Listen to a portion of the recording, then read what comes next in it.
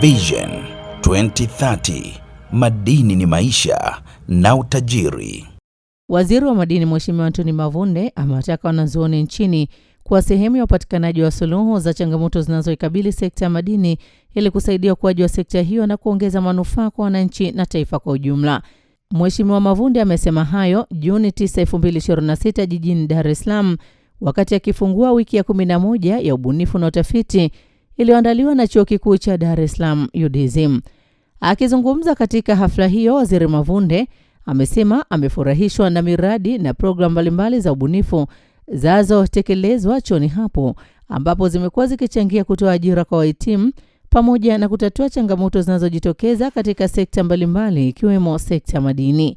Aidha, amesema serikali ya awamu ya 6 chini ya uongozi wa Rais Dr. Samia Suluhu Hassan imeweka mkakati katika kuongeza fursa za ajira kwa vijana kupitia ubunifu, utafiti na matumizi ya teknolojia.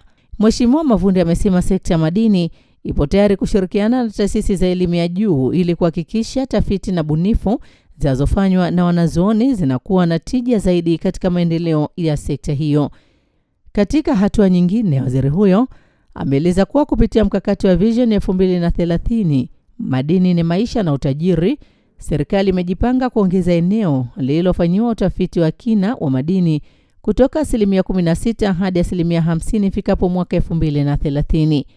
Pia amebainisha kuwa sekta ya madini imeendelea kufanya vizuri, ambapo mchango wake katika pato la taifa ulifikia 10.1 mwaka 2024, lengo ambalo litarajiwa kufikiwa mwaka 2025.